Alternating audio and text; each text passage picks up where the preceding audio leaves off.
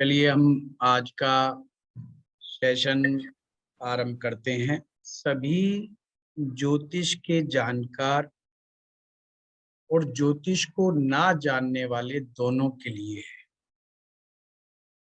दोनों को ही ध्यान में रख कर के आज का सेशन डिजाइन किया गया है। अगर आप ज्योतिष बिल्कुल भी नहीं जानते तो भी मैं आज आपके लिए कुछ ऐसे सूत्र लेकर के आया हूं जो आपको अपने जीवन में बहुत ज्यादा लाभ देंगे। आज मैं रेमेडीज भी बताऊंगा सेशन के एंड में, और कुछ टॉपिक भी समझाऊंगा जो ज्योतिष के जानकार व्यक्तियों के लिए एक नई चीज होगी, एक नए सूत्र होंगे, नए ऊर्जा के साथ आपको नए सूत्र मिलेंगे। सर्वप्रथम जब हम आरंभ करते हैं लाल किताब में खास करके, तो हमारा जो आरंभ होता है कुंडली का, कुंडली के 9वें भाव से होता है। कुंडली में 12 भाव होते हैं और हर भाव के अपने एट्रीब्यूट्स होते हैं। कुंडली का जो 9वां भाव है वो कुंडली की शुरुआत माना गया है लाल किताब में। वैदिक ज्योतिष में कुंडली का आरंभिक भाव लगन है। लाल किताब में इसे जो कहा गया है वो कहा गया है ब्रह्म स्थान। तो 9th हाउस कुंडली का ब्रह्म स्थान है। हम आज का सेशन यहीं से आरंभ करेंगे, क्योंकि आम इंसान की जिंदगी इस भाव से बंधी हुई है। हम दो प्रकार से इस संसार में बंधे हुए हैं। पहला है हमारा ज्ञान, और वो ज्ञान भी कौन सा, जो आध्यात्मिक ज्ञान है। दूसरा, इस संसार में धन दौलत। दो चीजों से हम विशेष करके बंधे हुए हैं, और जिसके कारण हम इस संसार में अच्छे तरह से अपना जीवन यापन कर सकते हैं। 9वें भाव का जो स्वामी ग्रह होता है वो बृहस्पति है।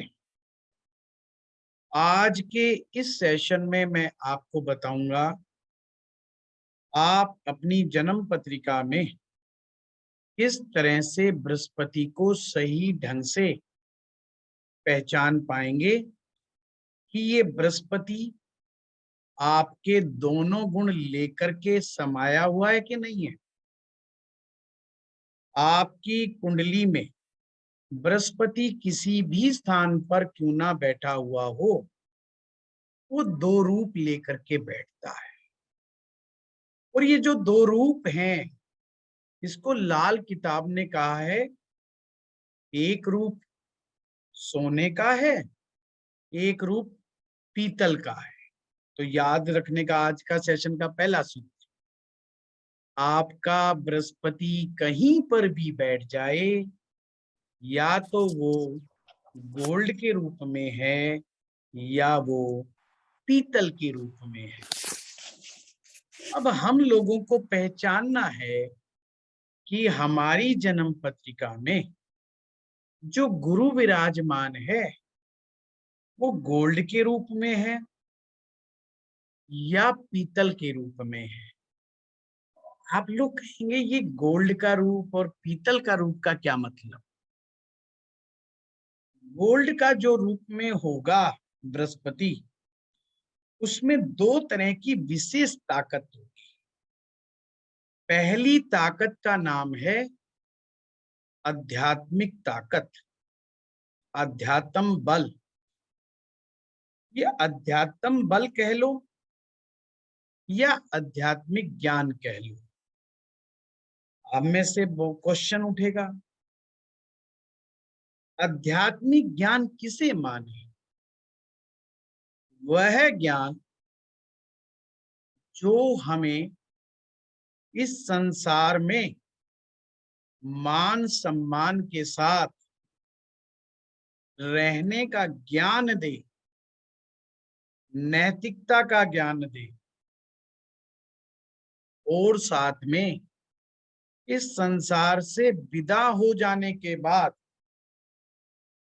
हमारी आगे की यात्रा कैसी होगी, उस अग्रिम यात्रा को सुधारने का ज्ञान भी जो दे, अर्थात हमारी मृत्यु के बाद जो हमें अगला जन्म मिलेगा वो जन्म अच्छा हो, हमारे अच्छे कर्म हमारे साथ अगले जन्म में जाएं।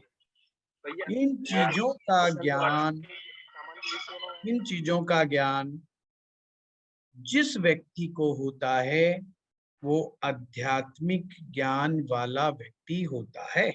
ये पहला ताकत है बृहस्पति की।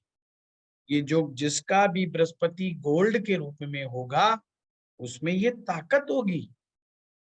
अब दूसरा है साथ लाया हुआ खजाना। पिछले जन्म का साथ लाया हुआ खजाना, उस खजाने की ताकत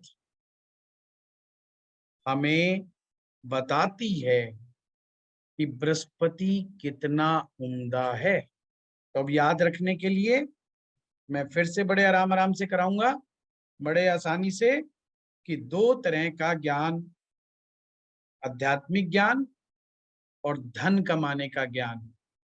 और कौन सा धन? जो पूर्व जन्म में हमने कमाया हुआ है ऑलरेडी, वो हमें इस जन्म में कैसे प्राप्त होगा। ये ताकत, ये नॉलेज उस बृहस्पति के साथ होती है जिस व्यक्ति की कुंडली में बृहस्पति गोल्ड के रूप में है। अब आते हैं इस पॉइंट के ऊपर, जब कोई बृहस्पति सोने के माफिक निखालिस शुद्ध सोना हो जाता है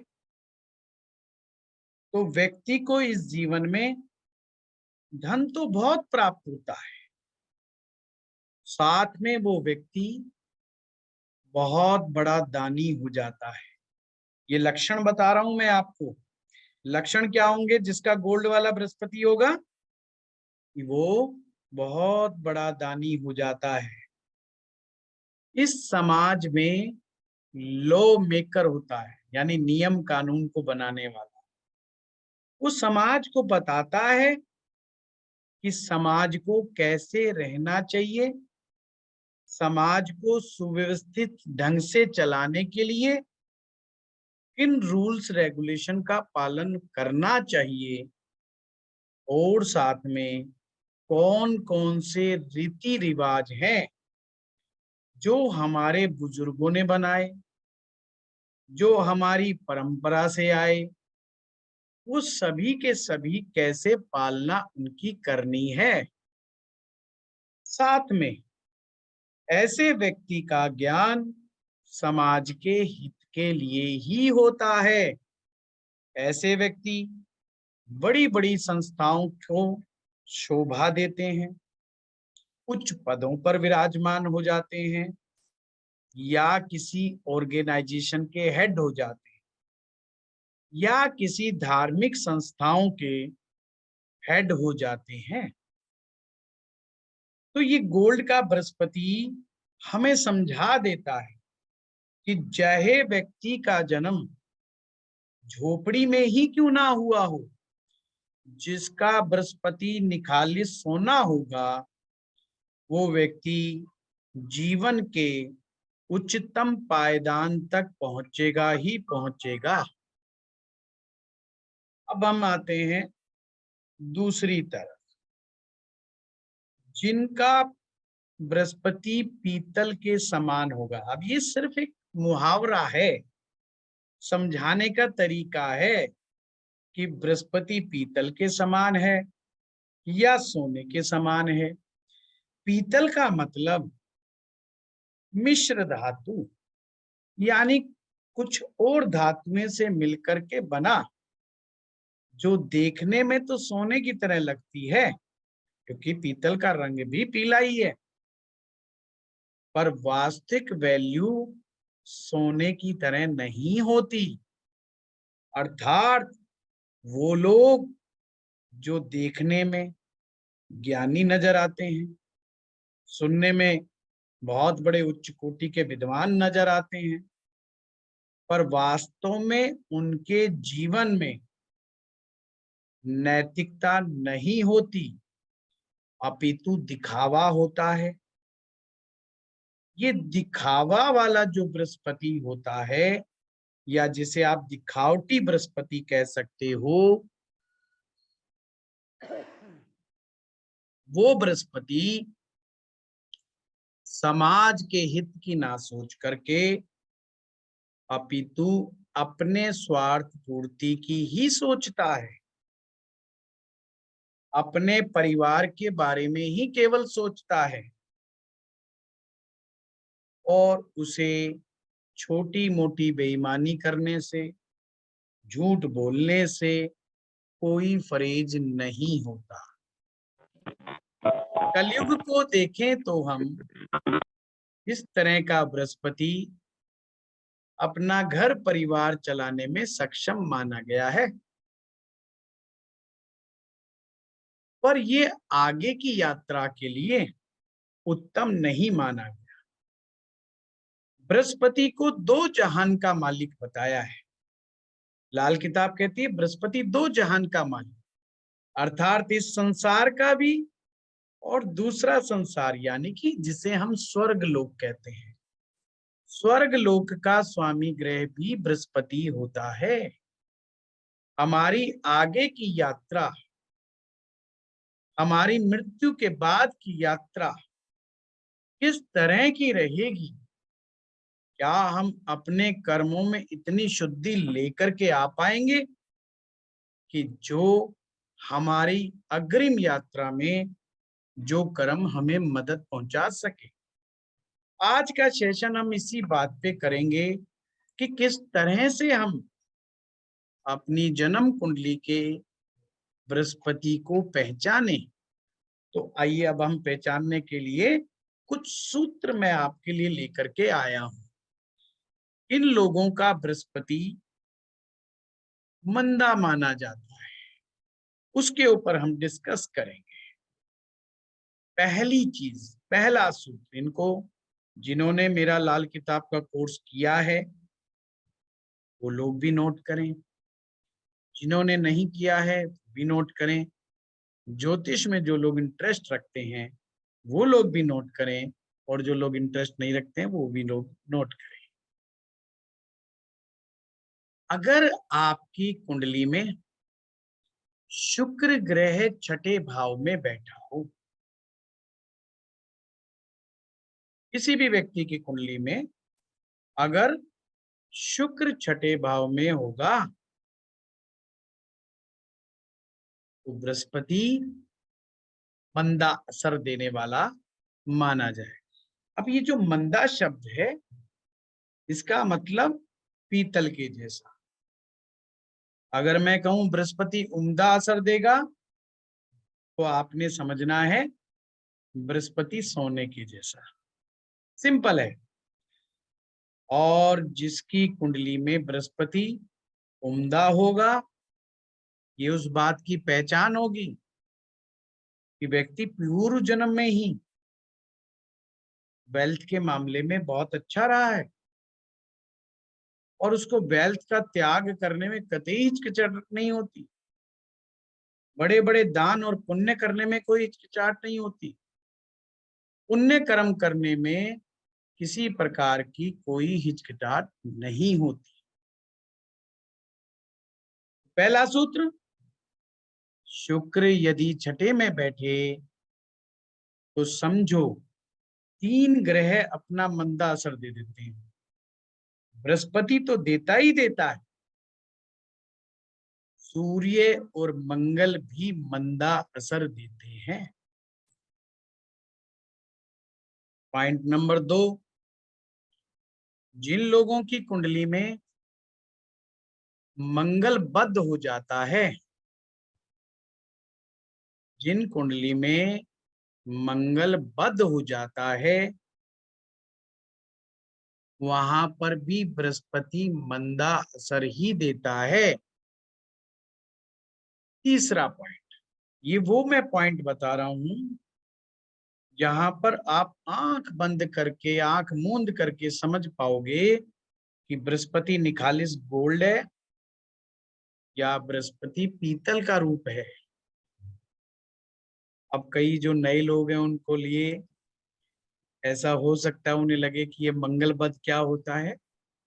तो मैं आप लोगों को कहूंगा, वैसे तो हमारे इस कोर्स में पूरा डिटेल से करवाया जाएगा, पर जो लोग हमारा इस कोर्स को अटेंड नहीं करना चाहते, केवल डेमो में ही शामिल हुए हैं, उनके लिए मैं बता दूं, हमारा यूट्यूब चैनल है एस्ट्रो पाठशाला के नाम से। वो वहां पर जाएं और मंगल बद के ऊपर 4 से 5 वीडियो हैं और डिटेल में है, केवल मंगल बद पर। वहां पर जाकर के समझ पाएंगे मंगल बद क्या होता है, मंगल बद के लक्षण क्या होते हैं और मंगल बद का उपाय क्या होता है। मैं यहाँ पर आज मंगल बद की चर्चा विशेष नहीं करूंगा, उसके लिए आप वहां पे जाकर के देख सकते हैं। तो दूसरा पॉइंट आपको क्लियर हो जाना चाहिए। पॉइंट नंबर 3, अगर किसी व्यक्ति की कुंडली में राहु और सूर्य एक साथ हो, यानी कि सूर्य ग्रहण हो, तथा चंद्र केतु एक साथ हो, तो भी बृहस्पति अपना अच्छा असर नहीं देता। अगर कुंडली के अंदर ये दोष आ जाए तो क्या मानना है कि बृहस्पति की जो हवा है, अब हवा से कंफ्यूज मत होना, लाल किताब बृहस्पति को हवा मानती है, और बृहस्पति जितना उम्दा होगा उस हवा में उतनी ही ज्यादा ऑक्सीजन होगी, और जितना बृहस्पति मंदा होगा उसमें ऑक्सीजन कम होगी, या वो उस ऑक्सीजन की जगह जहरीला धुआं उसमें होगा। ऐसे में इसका मतलब है बृहस्पति की हवा का एक तात्पर्य हमारी किस्मत से है। उसकी किस्मत जैसे बर्फ ठोस हो जाती है, अब बर्फ में पानी है और पानी में ऑक्सीजन, तो एक तरह से ऑक्सीजन जमी हुई है बर्फ के रूप में। तो हम कहते हैं कि ऐसे व्यक्ति की किस्मत सोई हुई है। ऐसे लोगों को अपनी सोई हुई किस्मत का इलाज करना बहुत जरूरी है। और आज मैं ये भी बताऊंगा कि किन लोगों की कुंडली में बृहस्पति का इलाज पॉसिबल है कि नहीं पॉसिबल है। बहुत बार हम बृहस्पति का उपाय करते हैं पर नो रिजल्ट्स, कोई रिजल्ट्स नहीं आता। तो आज मैं ये बड़ा प्यारा सूत्र समझाऊंगा आपको, पूरे सेशन तक जो लोग बने रहेंगे, कि बृहस्पति का इलाज किन स्थितियों में हो सकता है और किन स्थितियों में नहीं हो सकता। अभी हमने यही समझना है कि अगर सूर्य राहु के साथ बैठा हो चंद्रमा केतु के साथ बैठा हो तो बृहस्पति मंदा असर देने वाला माना गया है। इसको हमने पीतल के माफिक मानना है। परंतु अगर राहु केतु से नष्ट ना हो करके अन्य किसी कारण से भी सूर्य चंद्रमा अगर कमजोर पड़ जाएं तो बृहस्पति का पूरा अच्छा परिणाम हमें प्राप्त नहीं होता। अब अगला सूत्र लिखेंगे। अगले सूत्र को ऐसे समझना है कि बृहस्पति के 3 दुश्मन ग्रह हैं, राहु, बुध और शुक्र। ये 3 ग्रह यदि बृहस्पति के यानी कि आपकी कुंडली के दूसरे भाव में, 5वें भाव में, 9वें भाव में, 11वें भाव में और 12वें भाव में यदि विराजमान हो, यानी 3 में से कोई भी एक ग्रह, राहु, बुध, शुक्र, तीनों में से कोई भी एक ग्रह यदि 2, 5, 9, 11 और 12 में आ जाएं तो बृहस्पति का मंदा असर माना जाएगा। और ये सूत्र पुराने स्टूडेंट सभी जानते हैं। ये बड़ा उम्दा सूत्र है। अब आगे का सूत्र हम करते हैं। यदि बृहस्पति खाना नंबर 1 से 5 तक बैठे, बड़ा इंपॉर्टेंट है ये। यदि बृहस्पति खाना नंबर 1 से 5 तक बैठे और खाना नंबर 12 में बैठे, यानी कि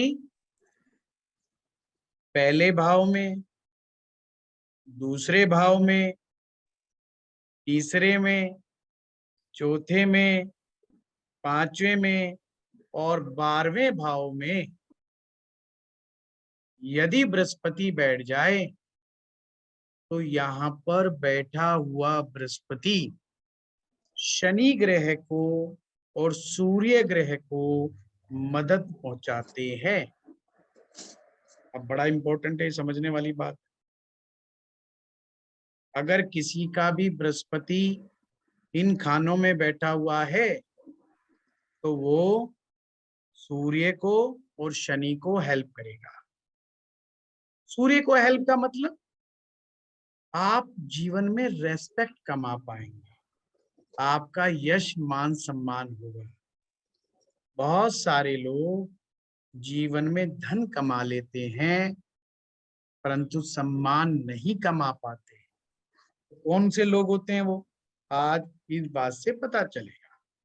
ये लोग जिनका बृहस्पति यहाँ बैठे और इन खानों में बृहस्पति जितना अच्छा बैठेगा, जितनी अच्छी गोल्ड वाली क्वालिटी लेकर के बैठेगा बृहस्पति, उतना ही श्रेष्ठ मान सम्मान उस व्यक्ति का समाज में खड़ा होगा। शनि की मदद का मतलब वेल्थ। कौन सी वेल्थ? संसारिक वेल्थ, मॉनेटरी गेन, बेजान वस्तुओं का इकट्ठा करना। शनि हमारे जीवन में जितनी भौतिक सुख सुविधाएं होती हैं, बेजान भौतिक सुख सुविधाएं जिनमें जान नहीं होती पर हमारे प्रतिष्ठा को 4 चांद लगाती हैं, हमारी इज्जत को, मान सम्मान को 4 चांद लगाती हैं, तो सभी शनि की चीजें हैं। तो ऐसे में वो व्यक्ति इस संसार में धन भी बहुत अच्छा कमाएगा पर नेम फेम के साथ कमाएगा, इज्जत होगी उसकी। जैसे कुछ हमारे यहाँ पर पोस्ट ऐसी हैं, कुछ डिपार्टमेंट ऐसे हैं, उनमें काम करने वाला व्यक्ति अगर उसके घर में सारी चीजें हैं तो लोग कहेंगे रिश्वत के पैसे से आई होगी, अरे यार जाने दो, इसका क्या फायदा। कोई व्यक्ति 2 नंबर का काम करे, अनैतिक कार्य करे, समाज के विरुद्ध काम करे, कानून के विरुद्ध काम करे और फिर धन अर्जित कर ले, तो माना ये जाता है उस व्यक्ति को रेस्पेक्ट नहीं मिलती, धन बेशक वो कमा ले। तो धन कमाने की शर्त तो आ जाएगी, परंतु रेस्पेक्ट की नहीं आएगी। पर शनि अगर बृहस्पति 1 2 3 4 5 और खाना नंबर 12 में होगा तो मान सम्मान भी होगा और वेल्थ भी होगा। अब बिल्कुल कंफ्यूज मत होना, पर जो पहले नियम लिखवाए हैं वो टर्म्स एंड कंडीशन सारी अप्लाई होंगी। ऐसा नहीं कि किसी का सूर्य ग्रहण लगा हो और कोई कहे जी मेरा तो बृहस्पति चौथे में बैठ गया और सूर्य ग्रहण लगा हुआ है, तो इसका मतलब वो बृहस्पति सूर्य की इतनी मदद नहीं करेगा। जितना ज्यादा ये गोल्ड वाला बृहस्पति आपकी कुंडली में होगा, उतना ही ज्यादा उम्दा सूर्य और उम्दा शनि आपके जीवन में काम करेंगे। अब जिन लोगों की कुंडली में बृहस्पति 6 से 11 तक है, यानी कि खाना नंबर 6 में, 7 में, 8 में, 9 में, 10 में और 11 में जिन लोगों के बैठा हुआ है, उन लोगों का हमने ऐसे समझना है कि शनि को तो मदद करेगा पर सूर्य को मदद नहीं देगा। अर्थात ऐसे लोग धन कमाने में तो सक्षम होंगे पर रेस्पेक्ट की कोई गारंटी नहीं होगी। जैसे कई बार लोग कहते हैं यार हमारी तो घर में भी नहीं चलती, रिश्तेदार नहीं मानते हमारी बात।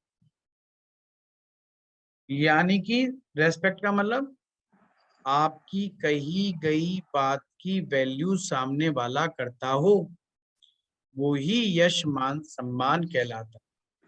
तो ये चीज आपको समझ जानी है और हेलो इस बात गुरुजी। से ये भी पता लगा सकते हो कि आपकी कुंडली में वेल्थ का प्रभाव कितना ज्यादा आएगा। तो केवल बृहस्पति की इस पोजीशन से आप ये बात पता लगा सकते हो। अब बृहस्पति से जुड़ा हुआ और सूत्र आगे हम समझते हैं। यदि बृहस्पति के साथ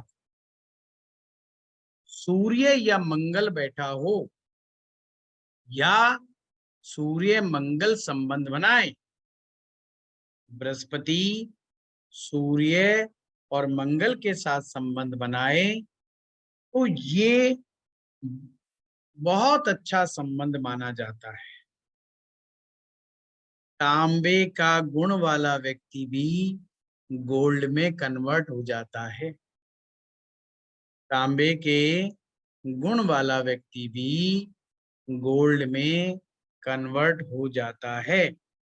अर्थात इसका मतलब क्या हुआ, व्यक्ति अपने ज्ञान से, उच्च कोटि के ज्ञान से, जिन लोगों की कुंडली में भी बृहस्पति का संबंध सूर्य या मंगल से बनता है, उनमें नया ज्ञान प्राप्त करने की बड़ी लालसा रहती है और ऐसे लोग ही ज्ञान में रियल इन्वेस्टमेंट करना जानते हैं। ज्ञान के लिए उनको चाहे लाखों रुपए लगाने पड़े, वो उस ज्ञान को प्राप्त करते ही करते हैं और अपने जीवन में गोल्ड की तरह निखालिस सोना बन जाते हैं, प्रतिष्ठा भी प्राप्त करते हैं फिर और धन भी अर्जित करते हैं। कुछ लोग इस तरह का गुण नहीं रखते, इसलिए वो ज्ञान में इन्वेस्ट नहीं करना चाहते। ज्ञान को चाहते हैं कि हमें जीवन में कुछ पे ना करना पड़े। अब पे 2 तरह से होता है इस संसार में, सेवा के द्वारा या धन के द्वारा। और ये हमें समझ जाना चाहिए। लाल किताब कहती है इस संसार में बिना पे किए आपको कभी कुछ नहीं मिलता। और यदि आपको ऐसा लगता है कि मुझे बिना पे किए मिल गया है, ये आपके लिए निहायत ही खराब बात है। अर्थात उसका भुगतान करने के लिए अपने को तैयार रहना चाहिए। वो भुगतान हमारा होगा ही होगा। अब यदि गुरु का संबंध स्त्री ग्रह यानी कि चंद्रमा से हो जाए तो ये बड़ा ही उम्दा होता है।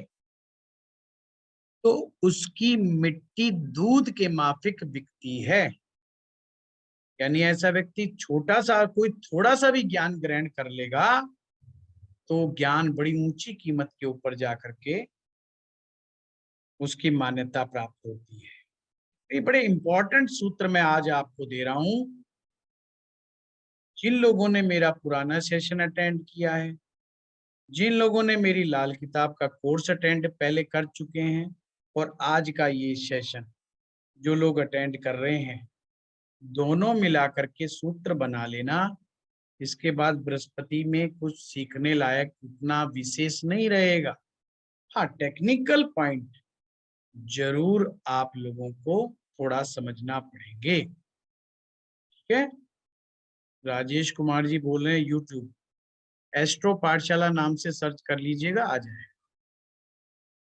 तो स्त्री ग्रह अगर होगा तो भी बड़ा उम्दा होगा। अब एक और सूत्र समझना है। अगर कुंडली में चंद्रमा सेकंड हाउस में उच्च का हो, कुंडली में चंद्रमा सेकंड हाउस में उच्च का बैठ जाए या चौथे भाव में अपनी राशि का बैठ जाए, पर साथ में ही या बृहस्पति सेकंड हाउस में बैठे या फोर्थ हाउस में बैठे, दो में से एक कंडीशन, बृहस्पति उच्च का होना चाहिए या चंद्रमा उच्च का होना चाहिए। और ये कंडीशन 2 या 4 हाउस में दूसरे और चौथे में ही बैठेगी। ऐसे में बुध यदि सेकंड हाउस में हो या चौथे भाव में बैठा हो तो शत्रु नहीं रहता, अपितु बृहस्पति का मित्र बन जाता है। और यहाँ पर चंद्रमा विशेष फलदायक हो जाता है। लाल किताब कहती है बड़ के पेड़ की तरह शक्तिशाली छायादार पेड़, अर्थात बहुत कुछ लोगों को देने में सामर्थ्यवान, ये एक अमीरी का योग है। अगर बृहस्पति के ऊपर जन्म पत्रिका में वर्ष फल में प्रॉब्लम आ जाए, यानी कि बृहस्पति किसी भी कारण से मंदा हो जाए, ये मैं वर्ष फल का नियम बता रहा हूं, तो ऐसे में केतु ग्रह के ऊपर बृहस्पति अपनी मुसीबत छोड़ देता है। बड़ा सुंदर यहाँ पर वर्णन है ज्योतिष में, खास करके लाल किताब में। अगर बृहस्पति अच्छा तो केतु अच्छा, बृहस्पति मंदा तो केतु मंदा। केतु हमारी औलाद होती है, हमारी औलाद का सुख, औलाद पैदा करने की शक्ति केतु से आती है।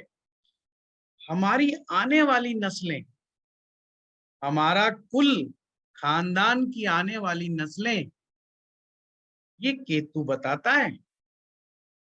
तो जिसका बृहस्पति खराब हो जाए तो नस्लें खराब हो जाती हैं, समझ लेना। केतु ग्रह, जिन लोगों ने मेरा वीडियो सुना है, केतु ग्रह में 3 ग्रहों का इफेक्ट होता है। कौन से 3 ग्रह शामिल हैं केतु में? मंगल, शुक्र और गुरु। केतु में 3 ग्रहों का समावेश होता है, इसलिए शुक्र से बच्चा पैदा करने की ताकत, मंगल में योद्धा की तरह जिम्मेवारी निभाने की ताकत, और बृहस्पति की तरह हमारे बुजुर्गों के द्वारा चलाए गए रीति रिवाजों को निभाने की ताकत। तो बृहस्पति का मंदा होना साधारण बात नहीं है, खास करके वर्षफल में। अगर वर्षफल में बृहस्पति मंदा हो रहा हो तो तुरंत उसको ठीक करना है, क्योंकि वो अपनी मुसीबत संतान पे डाल देगा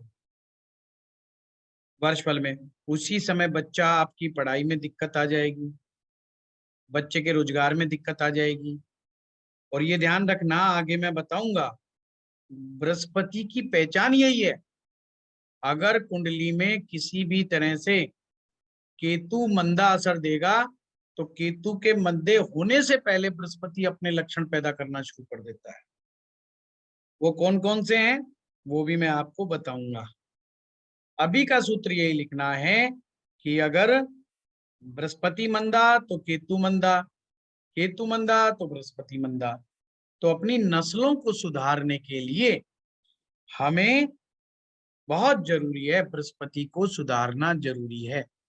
अक्सर माँ बाप कहते हैं कि हमारी बच्चे बात नहीं मानते, बच्चे कहना नहीं मानते, बच्चे हमारा कहना नहीं सुनते, या वो हमारी संस्कृति को नहीं मानते, या उनके हमसे विचार नहीं मिलते। कुंडली में 2 ग्रह पकड़ लीजिएगा बस, और कहीं प्रॉब्लम नहीं मिलेगी। बृहस्पति और केतु के अलावा तुम्हें कहीं प्रॉब्लम डायग्नोज करने की जरूरत नहीं है।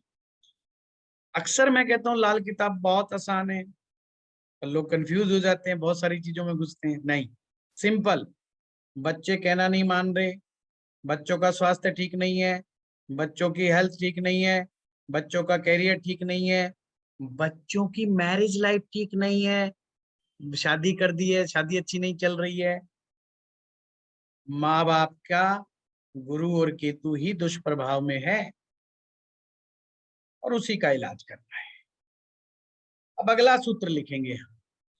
यदि कुंडली में पाप ग्रह, खास करके राहु, केतु और शनि, ये 3 ग्रह, अब अलग सूत्र दे रहा हूं।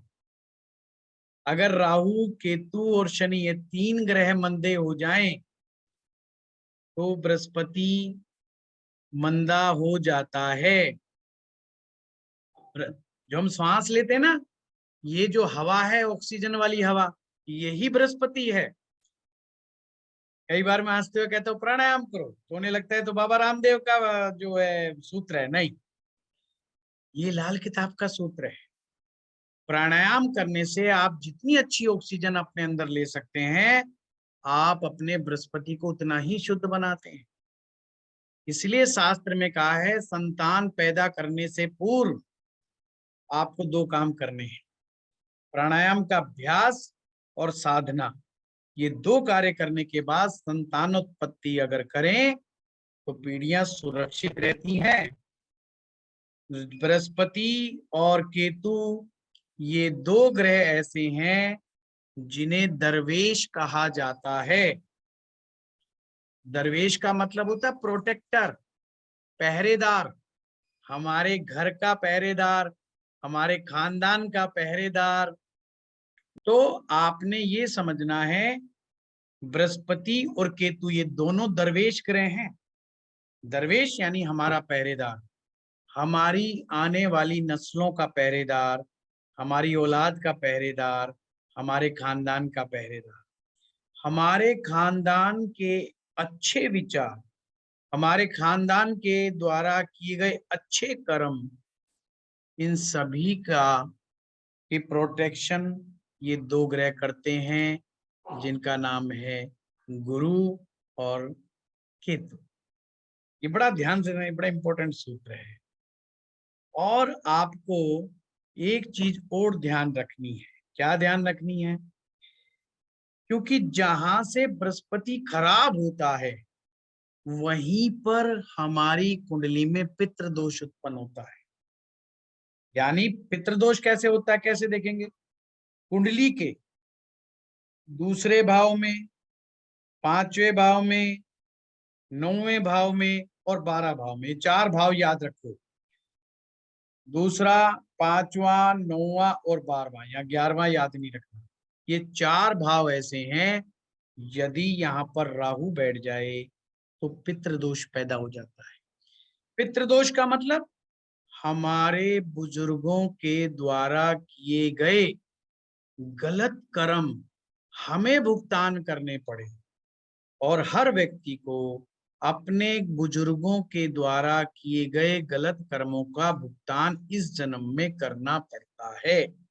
ये शाश्वत सत्य है। तो उन्हें ही पितृदोष कहा गया है। और अगर किसी की कुंडली में पितृदोष है तो बृहस्पति, हमारे 35 साला चक्र में जो बृहस्पति का पहला चक्र आता है, उसमें अपना अच्छा परिणाम नहीं दिखाता। यानी कि 32 वर्ष की आयु तक, 32 वर्ष की आयु से पहले उसको बृहस्पति के अच्छे परिणाम प्राप्त नहीं होते। अब इसका मतलब क्या हुआ?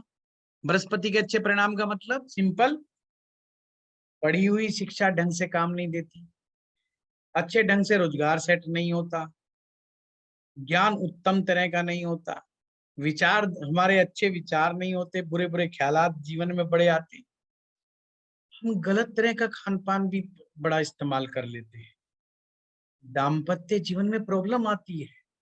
और अगर ये समस्या किसी लड़की की कुंडली में है तो 32 वर्ष की आयु तक ऐसी लड़की का दाम्पत्य जीवन बड़ी परेशानी में रहता है, या शादी नहीं होके देती। दो में से एक बात, शादी हो गई तो शादी चल के नहीं देती, नहीं हुई तो समस्या है ही। तो ऐसे में क्या करें? अगर दो काम, यदि व्यक्ति बृहस्पति के गुणों को अपनाता है, यदि व्यक्ति बृहस्पति के गुणों को अपनाता है, बृहस्पति के गुण क्या होते हैं? उत्तम कोटि का खान पान, अर्थात शुद्ध खान पान, शुद्ध वेजिटेरियन खान पान, जिसमें शनि की गंदी खुराक शामिल ना हो। शनि की गंदी खुराक क्या होती है? मांस, मदिरा, शराब। नेक चाल चलन वाला व्यक्ति बृहस्पति के स्वभाव का होता है।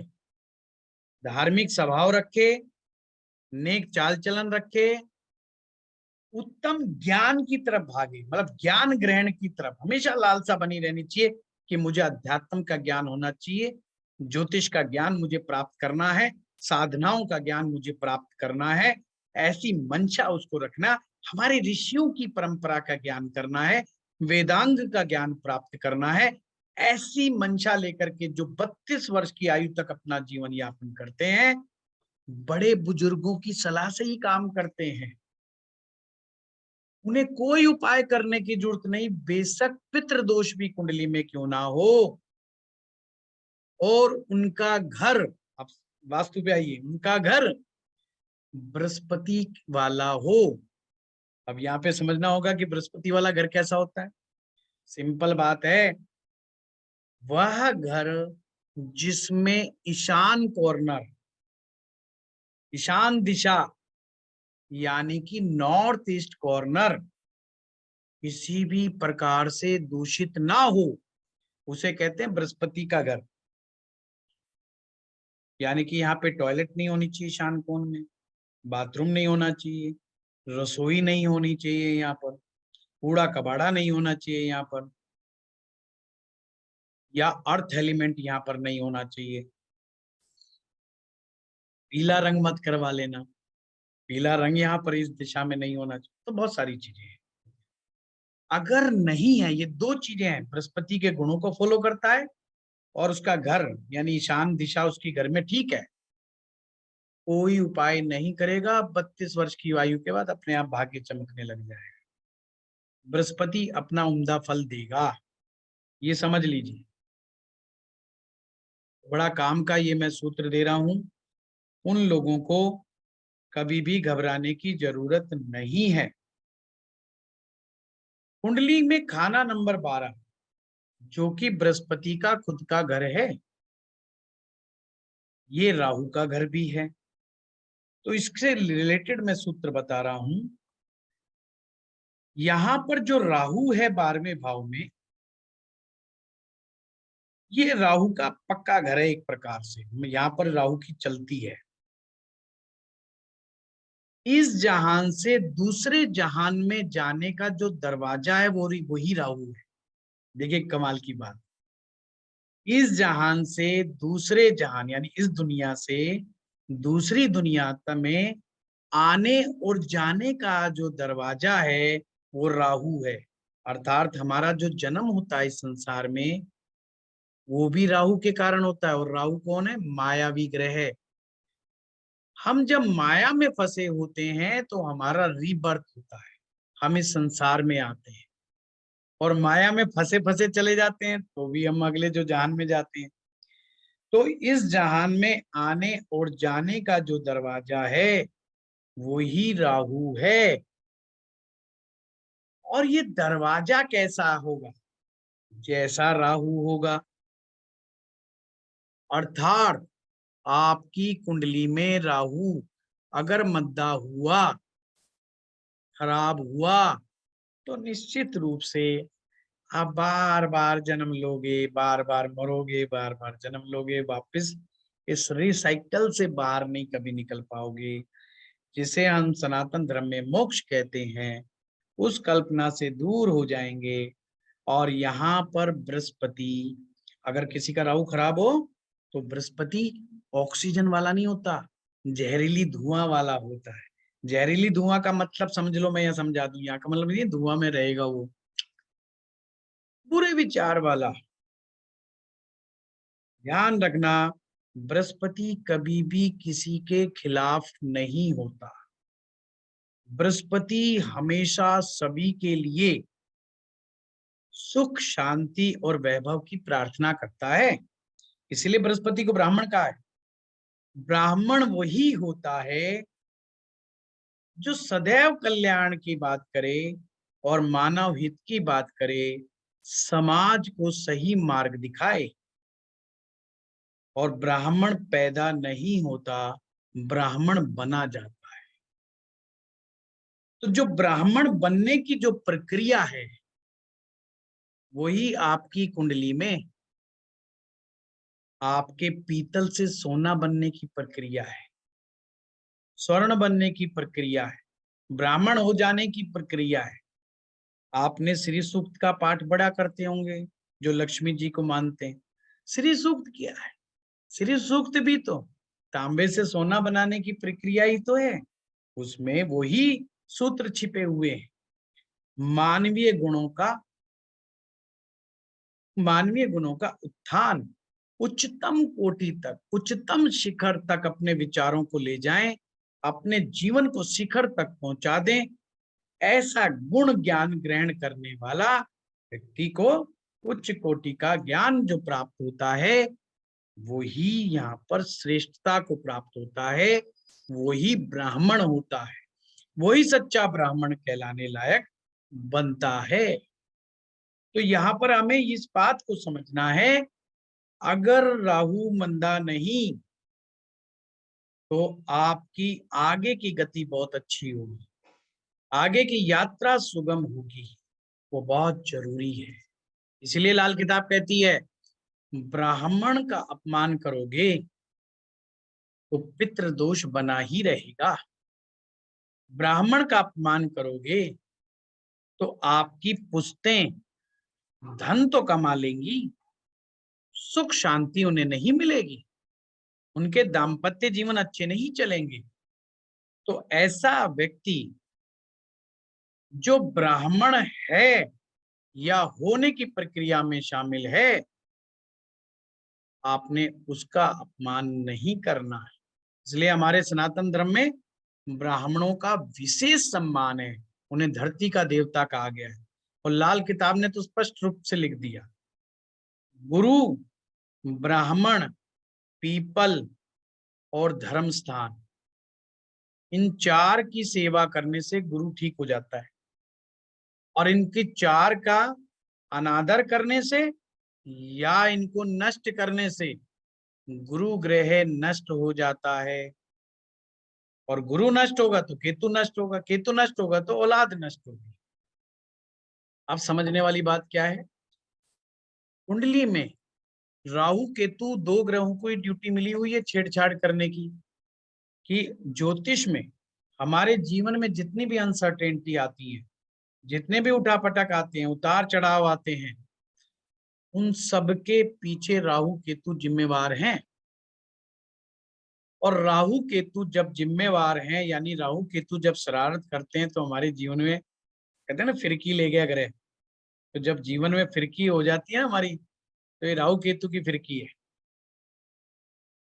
ये कुछ गड़बड़ करें राहु केतु, उससे पहले ही बृहस्पति अपना इम्पैक्ट दिखाना शुरू कर देता है, अलर्ट कर देता है आप लोगों को, कुछ लक्षण भेजता है। क्या, कैसे आपको बताता है कि तुम्हारे राहु केतु गड़बड़ होने वाले हैं? अगर बच्चों की शिक्षा में व्यवधान आए और या आपकी शिक्षा में व्यवधान आए, आपके कारोबार में मंदा असर आना शुरू हो जाए, भक्ति में मन ना लगे, पाठ पूजा से मन उचट जाए, देवी देवताओं से विश्वास उठ जाए, अपने गुरु पर शक पैदा हो जाए, डाइजेशन से रिलेटेड इश्यूज खड़े हो जाएं, और जहां पर चोटी होती है, ये बीच का भाग जहां पे हम चोटी रखते हैं, ध्यान से देखिएगा, जो चोटी का भाग है, यहां से बाल उड़ने शुरू हो जाएं, बाल झड़ने शुरू हो जाएं पीछे से। अगर यहाँ से चोटी वाले भाग से अगर हम गंजे होने लग गए, तो ये बृहस्पति अलर्ट कर रहा है कि मैं खराब हो चुका हूं भाई, अभी मेरा उपाय कर लो। अगर अभी नहीं संभले तो फिर ये राहु केतु आपको बहुत परेशान करेंगे, पाप ग्रह आपको बहुत परेशान करेंगे, आपको निश्चित रूप से। लीवर से रिलेटेड तकलीफ है, गैस्ट्रिक प्रॉब्लम, सोने का गुम हो जाना, गोल्ड खो जाए, गोल्ड बेचना पड़ जाए, मजबूरी इतनी आ जाए, बदनामी हो, उसके खिलाफ झूठी अफवाहें फैलती हों, ये बृहस्पति के मंदे की निशानियां भी हैं। और बृहस्पति अलर्ट कर रहा है भाई, अभी तो सिर्फ मैं तुम्हें समझा रहा हूं, आगे राहु केतु और पाप ग्रह आपकी कुंडली में अपना उपद्रव मचाएंगे। मुझे मत कुछ कहना, मौका है अभी सुधर जाओ। तो आज के सेशन में मैंने आपसे बात की कि बृहस्पति दो प्रकार का है हर व्यक्ति की कुंडली में, एक गोल्ड की तरह का होता है, एक पीतल की तरह का होता है।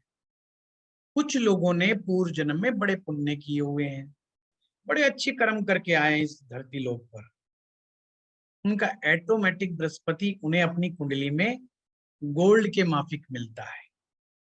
तो मैंने सूत्र लिखवा दिया आपको कि गोल्ड का बृहस्पति कैसा होगा। और अगर पुण्यों में कहीं कमजोरियां हैं तो बृहस्पति पीतल जैसा। अब इसका मतलब हमने घबराना नहीं है, टेंशन नहीं पालनी। हम इतना दिव्य ज्ञान सीख रहे हैं, हम इतना अद्भुत ज्ञान सीख रहे हैं, और निश्चित रूप से आपके पुण्य जरूर उदय हैं। जब भी तो आपके अंदर अंत प्रेरणा है कि आप ज्योतिष जैसा महाविज्ञान सीखें। इस अंत प्रेरणा के चलते ही आप आज आए हैं। तो हमें ठीक करना है, इस पीतल से गोल्ड बनना है। और ये पीतल से जो गोल्ड बनने की प्रक्रिया है, इसमें कुछ रेमेडीज शामिल है जो हर कोई कर सकता है। जिसे टेक्निकल नॉलेज नहीं भी है, वो भी ये 10 उपाय मैं बताऊंगा, 10 उपाय करके अपने बृहस्पति को सुधार सकता है। और बृहस्पति सुधरेगा तो केतु अपने आप सुधरेगा। क्या क्या करने से बृहस्पति सुधरता है? पहला काम पहला काम ये है, अपने माथे पर पीला हल्दी का तिलक या केसर का तिलक जरूर लगाना चाहिए, और या पीले रंग की पगड़ी, पीले रंग की टोपी पहनने से भी लाभ होता है। ये कोई भी व्यक्ति कर सकता है। नित्य धर्म स्थान में जाकर के धर्म स्थान की सफाई करना। अगर किसी व्यक्ति की कुंडली में कितने भी बुरे से बुरे ग्रह आ जाएं, शनि की 6.5 चल जाए, राहु केतु आपको बर्बाद कर रहे हो, मंगल बद हो, जीवन नरक बन गया हो, तो उनके लिए आप किसी को उपाय दे देना ही। उन्हें कहें धर्म स्थान में जाएं, जा करके सफाई करें, वहां की सीढ़ियों की सफाई, टॉयलेट की सफाई, झाड़ू लगाएं, पोछा लगाएं, जूतों की सेवा करें, जूतों की व्यवस्था कराएं, तो आपके बृहस्पति में विशेषता आनी आरंभ हो जाएगी। बृहस्पति का सबसे गड़बड़ गुण क्या है? उम्दा बृहस्पति का, इसमें अहंकार बहुत होता है, अहम बहुत होता है। सबसे बड़ा अहम जो होता है ना, वो ज्ञान का होता है। मैं इतना बड़ा एजुकेटेड हूँ, मैं बहुत ज्ञानी व्यक्ति हूँ, तुम्हारी हिम्मत कैसे है मेरे सामने बोलने की? तुम्हारी औकात क्या है, क्योंकि तुम तो कम पढ़े लिखे हो, या तुम्हें फलाना ज्ञान नहीं है, तुम्हें ढिमकाना ज्ञान नहीं है। जब भी ज्यादा व्यक्ति ज्ञानी हो जाता है, अहंकार के उत्पन्न होने के सबसे ज्यादा सर्वाधिक चांस वहीं पर है।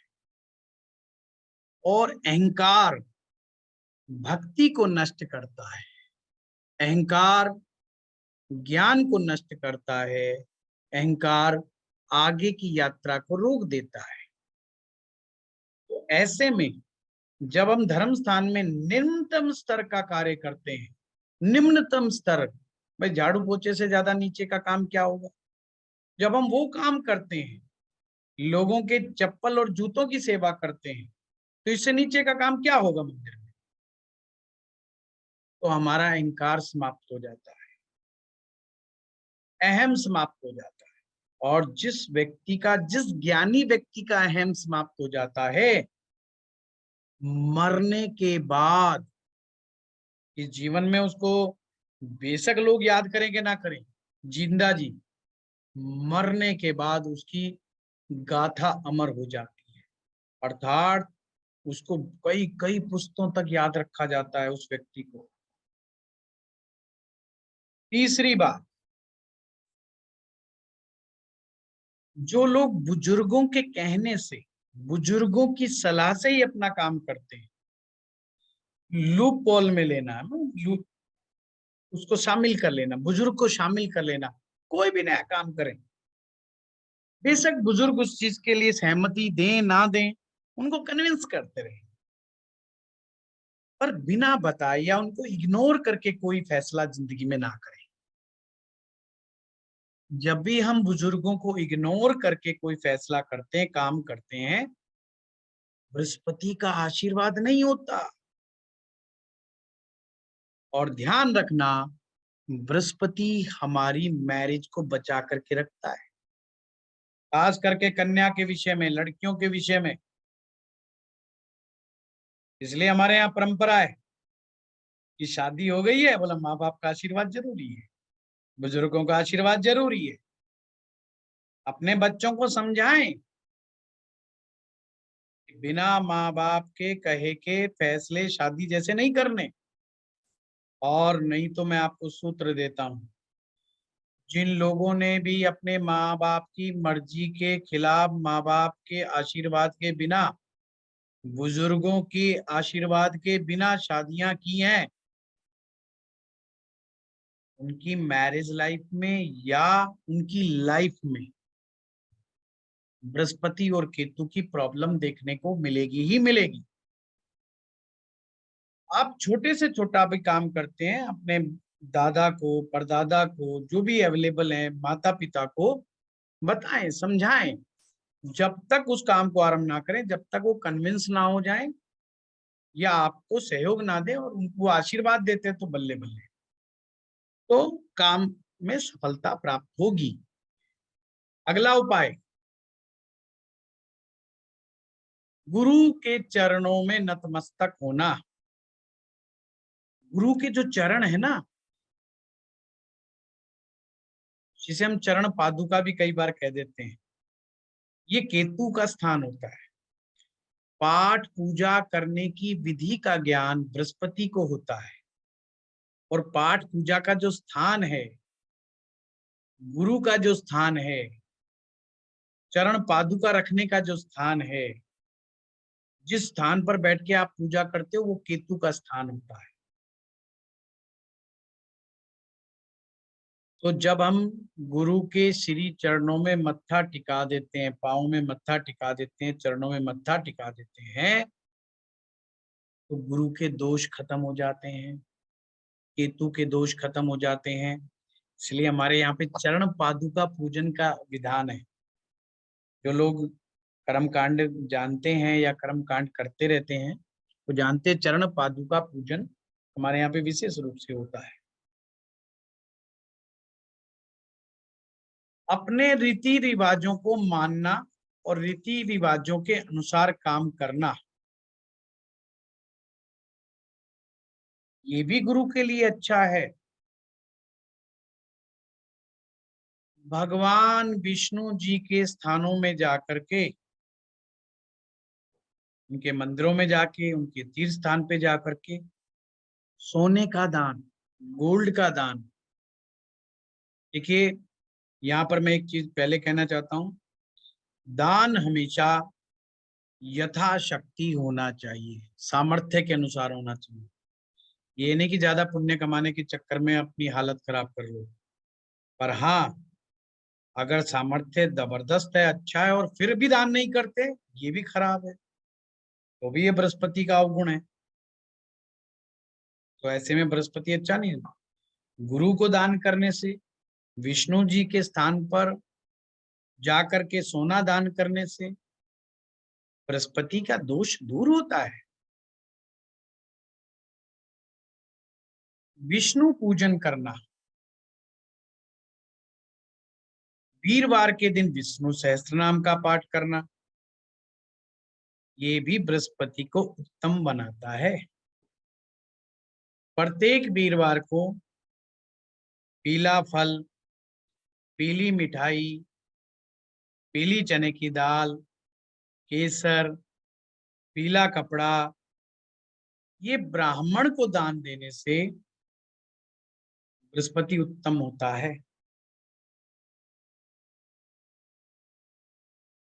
एकादशी के व्रत करने से नहीं, विष्णु सहस्त्र नाम का वीरवार के दिन खास करके। और जिन लोगों के परिवार में बृहस्पति सबके खराब हो, उन्हें सत्यनारायण कथा महीने में एक बार, पूर्णिमा वाले दिन या वीरवार वाले दिन जरूर करवानी चाहिए। घर में पितृदोष हो, बृहस्पति या केतु सबके खराब हो, बृहस्पतिवार या वीरवार वाले दिन जरूर सत्यनारायण कथा करवानी चाहिए, ब्राह्मण को बुला करके, या विष्णु सहस्त्र नाम का पाठ करवाना चाहिए। नहीं तो खुद करने में सक्षम हो तो खुद करना चाहिए। अब एक और बहुत बढ़िया उपाय, गंगा स्नान करने से बृहस्पति अच्छा होता है। अगर पितृदोष है कुंडली में, मेरा एक यूट्यूब चैनल, हमारे यूट्यूब चैनल पर पितृदोष के ऊपर 3 घंटे से ऊपर का वीडियो है। आप पितृदोष के ऊपर, उसके ऊपर पढ़िएगा, सुनिएगा उसको। और अगर पितृदोष आप पाते हैं अपनी कुंडली में, तो आपको ये उपाय जरूर करना है। उन्हें गंगा स्नान बार बार करना चाहिए। वीरवार का मतलब गुरुवार, थर्सडे। गंगा स्नान करने से, तीर्थ स्नान करने से तीर्थ यात्रा करने से, साधु संतों की सेवा करने से बृहस्पति उत्तम होता है।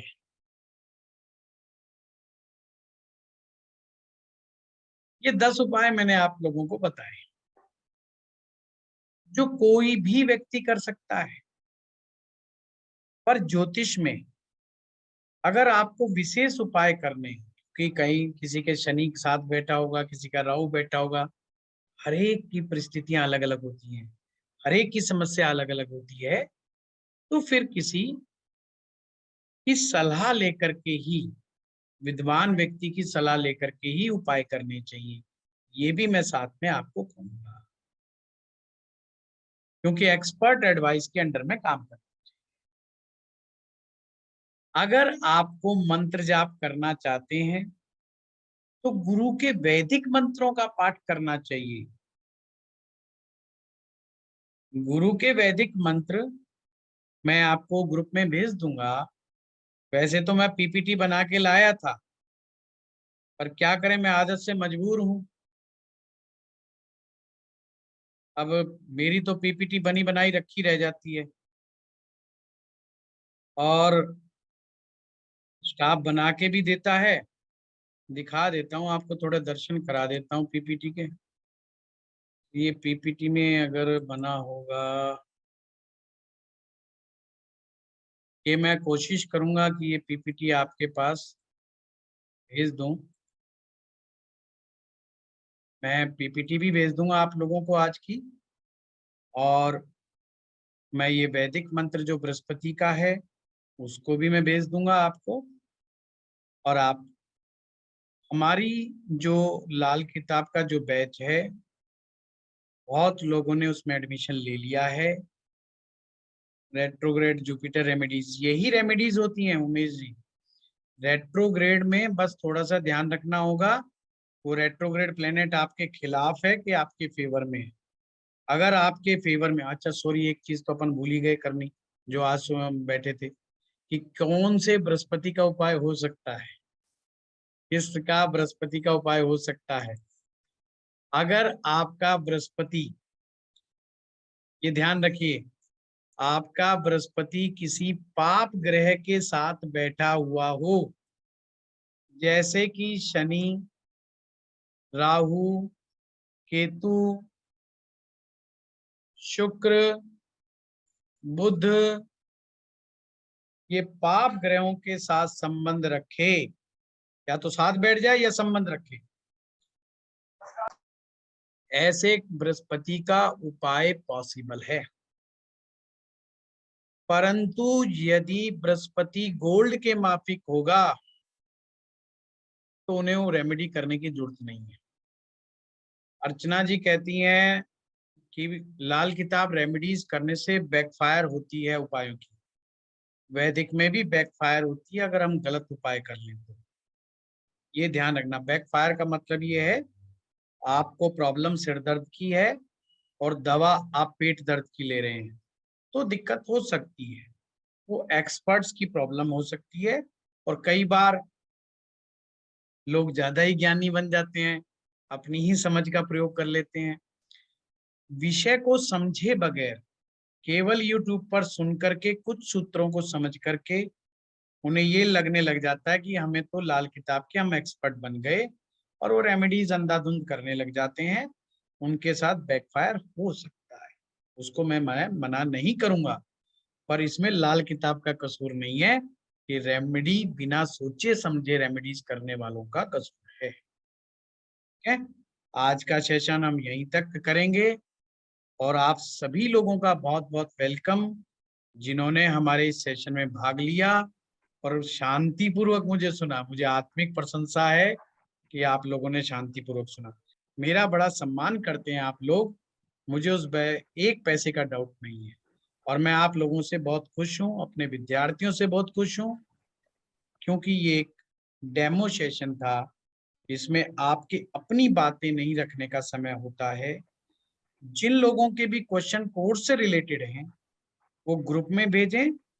डेडिकेटेड ग्रुप बनाया गया है आप लोगों के लिए डेमो का, उसमें अपने क्वेश्चन भेजें, उससे आंसर आएगा।